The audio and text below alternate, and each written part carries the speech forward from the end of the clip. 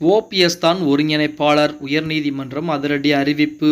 நம்ம போடக்கூடிய வீடியோக்கள் உங்களுக்கு பிடிச்சிருந்துச்சுன்னா ஒரு லைக் பண்ணுங்க. நம்ம சேனலுக்கு வரக்கூடிய புதிய பார்வையாளராக இருந்தீங்க அப்படின்னா மறக்காம சப்ஸ்கிரைப் பண்ணிட்டு அப்புறம் வீடியோ பாருங்க.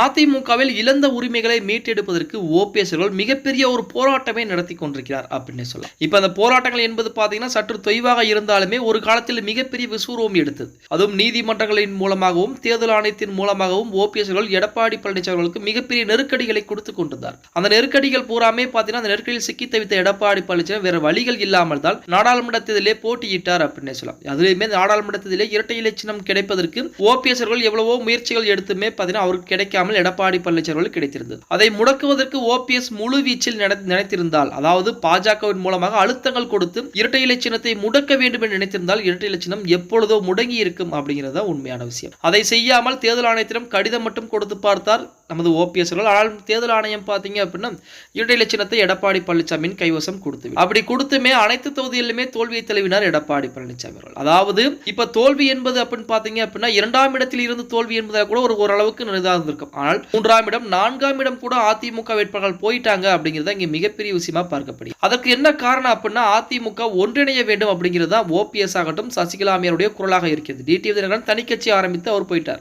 இருந்த போதிலுமே அனைவரையும் ஒன்று சேர்த்து பழைய மாதிரி புதிய ஒரு அதிமுகவை உருவாக்க வேண்டும் அப்படின்னு சொல்லி ஓபிஎஸ் அவர்கள் எவ்வளவோ முயற்சிகளை எடுத்துக் கொண்டிருக்கிறார். அதற்கு தடையாக இருப்பவர் எடப்பாடி பழனிசாமி தான்.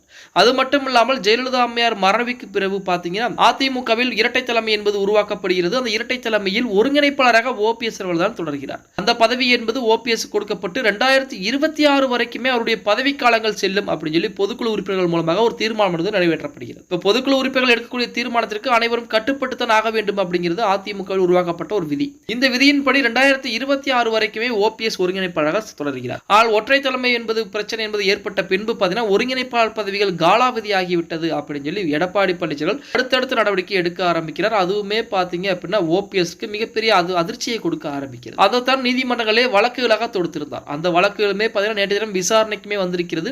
அந்த விசாரணையை பொறுத்த வரைக்கும் நமது ஓபிஎஸ் அவர்களுக்கு ஆதரவாகத்தான் தீர்ப்புகள் வந்திருக்கிறது. அதாவது தீர்ப்புகள் வல்லம் சாதகமாக ஒரு சூழலை உருவாக்கி இருக்கிறது அப்படின்னு சொல்லலாம்.